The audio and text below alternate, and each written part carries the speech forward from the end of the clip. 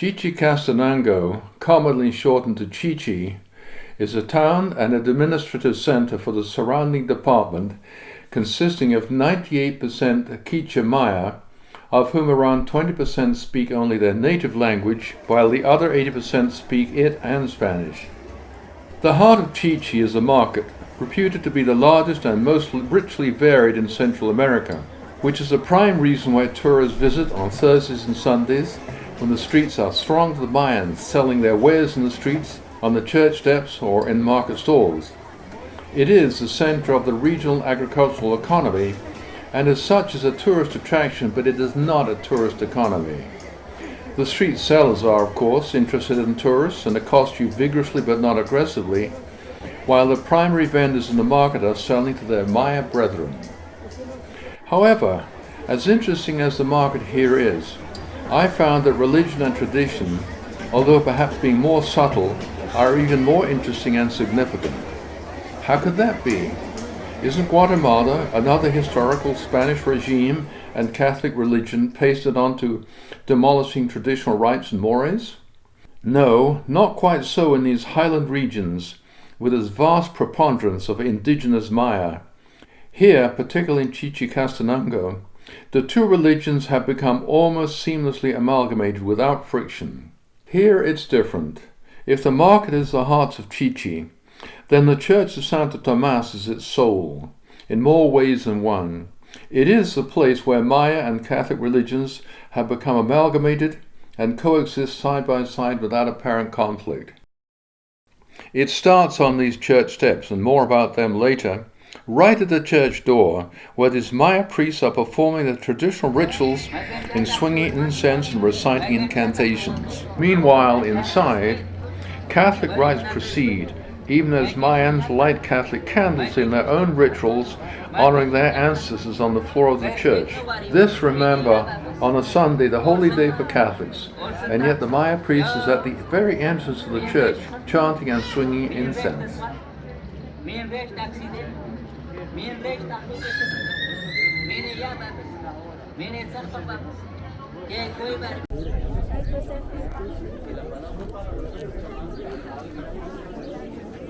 Inside you see the Catholic style of penitents, moving along on their knees and praying, while others light candles in their Mayan tradition. To be very clear about this amalgamation of religious rites, even as we proceed along the nave, some Catholics are advancing on their knees while, beside them, Mayans are lighting candles in their own tradition to honor their ancestors, a practice that has nothing to do with Catholic rites. It is purely Mayan.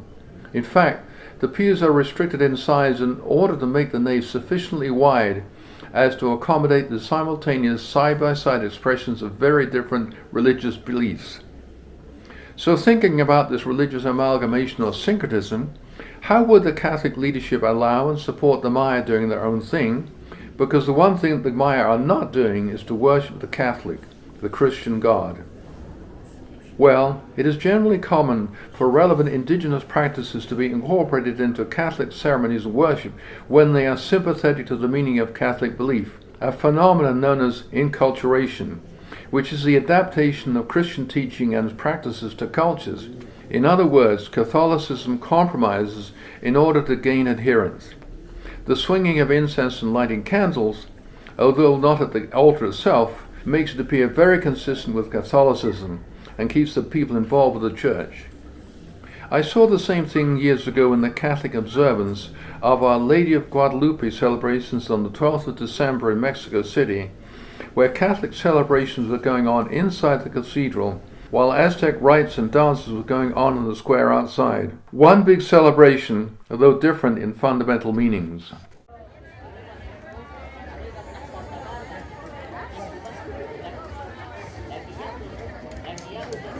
The markets are, as I've seen them in other such places, profoundly enjoyable, organized mayhem, riotous in color and splendid in varieties, whether you're looking at vegetables, cloths or other products, as well as the beautifully attired women. Their culture embraces a kaleidoscope of colors that vastly outshines ours, and yet it seems to incorporate pride rather than ego, the sense of personal accomplishment in weaving a beautiful cloth or in growing these rich vegetables and so on. When I visit places like this where people are living in what we would consider conditions of poverty, perhaps extreme poverty, but where they appear busy but content, ready to smile easily, pleased if you smile at or speak to their children, and, perhaps most obvious of all, despite poverty and poor sanitary conditions, they're better and more elegantly dressed than most Americans. But that takes us on to another aspect. As we go through, you'll notice that the throngs are almost 100% Mayan, and their costumes seem to take you back in time. Indeed, that's why we visit them. But if you look more closely, you begin to question how much longer these traditions can last. The older women, the primary merchants here, all wear traditional dress, but most of the younger women and children are dressed Western style, and all the men and boys are too. You will see very few men of any age in traditional dress. Indeed, even the Quichua priests, who practice their traditional religious rites on the steps of the Catholic Church, wear Western-style clothes. Also, note that you'll only rarely see a Mayan person smoking or wearing glasses. In fact, in almost 3 weeks in Guatemala, I saw fewer smokers or people wearing glasses than I can count on one hand. Of course, as I make these observations, we have to remember that these markets are mostly the domain of women, while the men are in the fields, driving the tuk-tuks, doing other jobs and so on. In fact, all the multitudes of tuk-tuk drivers that I observed or hired were men, and never did I see one in traditional dress.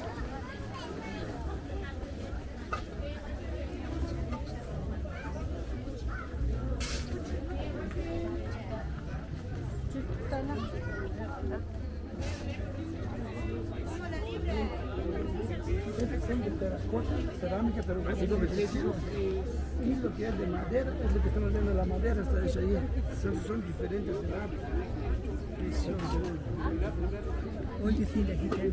Y las tres reyes de Catalina. This is the three Catholic influence. Yeah, I can see that. Catholic influence. San Francisco y Asís con los animales. Ellos acá reciben tarjetas. No pueden reciben tarjetas. Como camino de mesa. Bellísimo. Hay personas para tomar. No, hay unas tiendas que se toman tarjetas.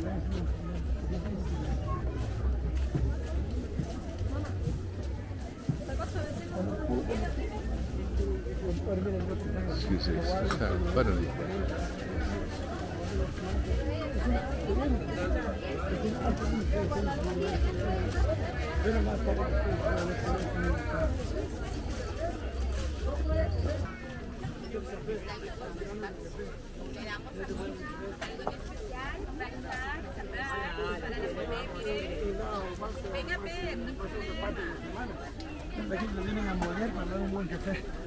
A short word from our sponsor. This is fabulous. Capella del Calvario, built in 1548, just after Santo Tomas, is a small church or chapel across the open market from Santo Tomas. It too is approached via the 18 steps representing the Maya calendar.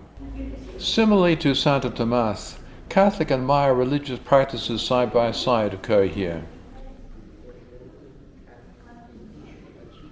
Here the Mayan lady and girl are apparently following traditional Catholic candle rites with prayers at the altar, above which is a coffin with Jesus inside, dressed in purple with his head on a velvet pillow. Jesus and the coffin are paraded around Chichi during Semana Santa, or Holy Week, every year.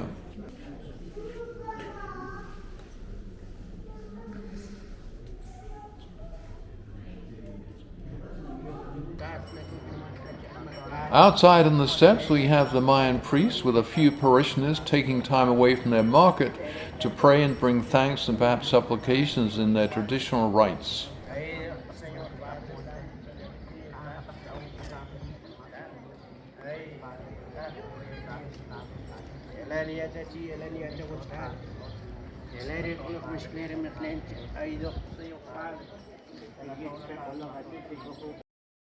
The cemetery is but a short walk from the market, and one's first thought on sight is to ask why it is so spectacularly coloured. Well, there's another tradition at work, although it may be only active here in Chichi. There's a small chapel in the cemetery that's used only once a year, at Dia de los Muertos, the Day of the Dead. That celebration initiates an annual repainting of the mausoleums, which is why they're so fresh and vibrant. In fact, there are still some painting scaffolds inside if you look carefully. Veneration of their ancestors is a very strong Maya tradition, which gives rise to this action of respect.